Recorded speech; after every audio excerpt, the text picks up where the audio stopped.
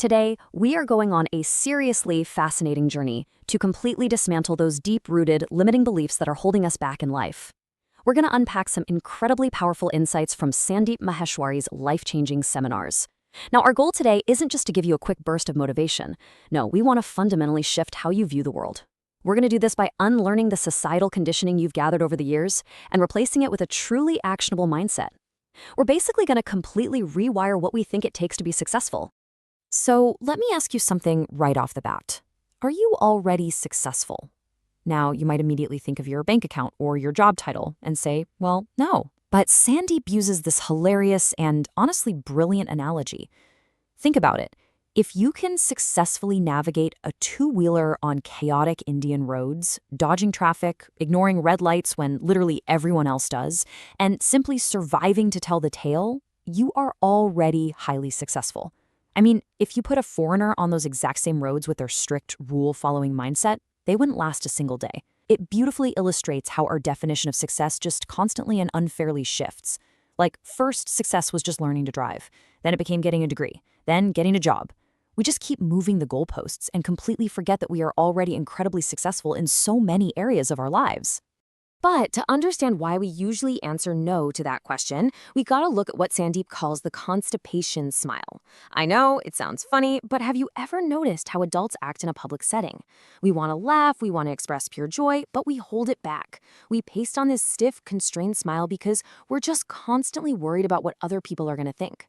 Sandeep argues that if we wanna truly learn and absorb new, life-changing information, we absolutely have to open the lid of our minds. And think about it, who has the most open minds?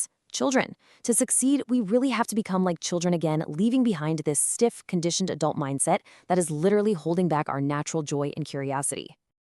Okay, try to picture your mind as a piece of land and your potential for success as a handful of seeds. The thing is, the seeds of success are already inside every single one of us. They're there.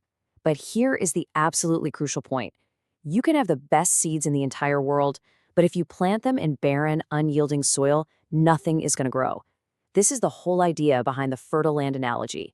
That land represents your deep-rooted core beliefs, not just your passing, fleeting thoughts, but what you fundamentally believe to be true about yourself and the world around you. If your core beliefs are negative or limiting, your mind has essentially become an infertile land where success simply cannot take root. So how exactly does this mental land become so barren in the first place? Let's trace it back to a timeline from childhood. Sandeep actually shares a very personal story to show exactly how this happens.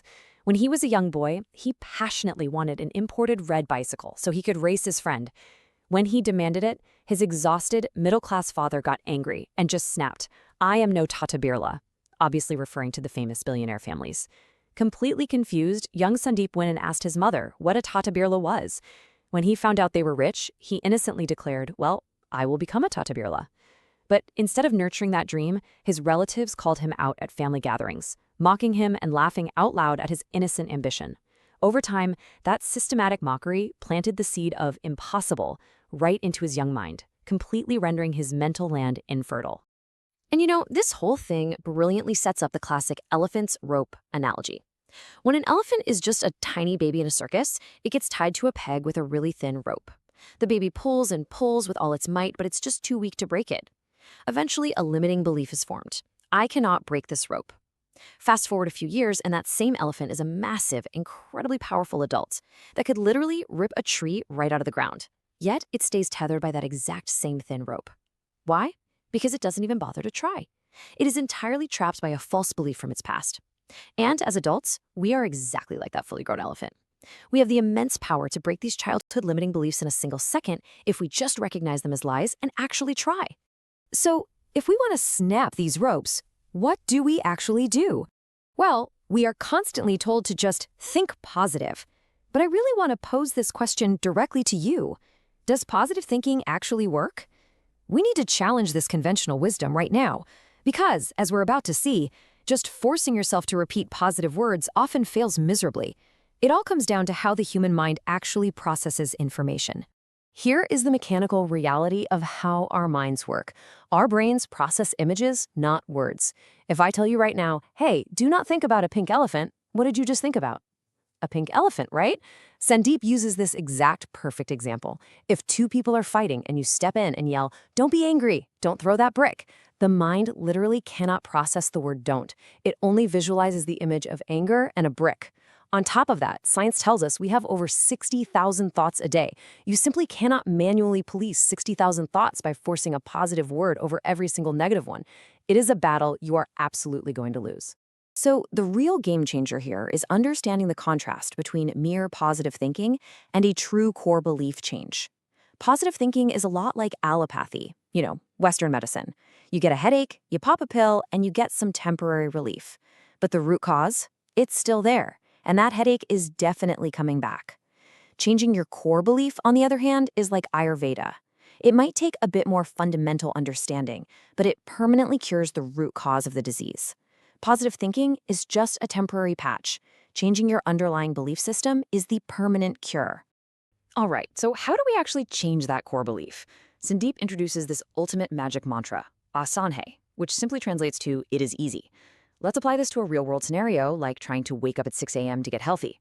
When your alarm blares and you tell your mind, "Ugh, waking up is so difficult," your brain acts exactly like a search engine. It instantly hands you 1,000 valid excuses. It's freezing outside, you'll be exhausted at work, you might hurt your knee jogging. But if you flip the script and firmly declare to yourself it is easy, your mind instantly shifts gears. Magically, it starts handing you reasons why you absolutely can do it. It'll say, "Hey, I woke up at 4 a.m. for a train once. 6 a.m. is nothing." By simply declaring it easy, you fertilize the land. Okay, once your mind is wide open and you genuinely believe things are easy, how do you find your true passion? It basically comes down to 3 steps. Step 1, ignore the noise of society. Seriously, stop asking everyone else what the best career is. Step 2, listen to your inner voice. And step 3, this is the ultimate litmus test. Find the one thing you can do joyfully for 12 hours straight without even caring if you're getting paid for it. That is your true inner calling. When you find that, work literally no longer feels like work.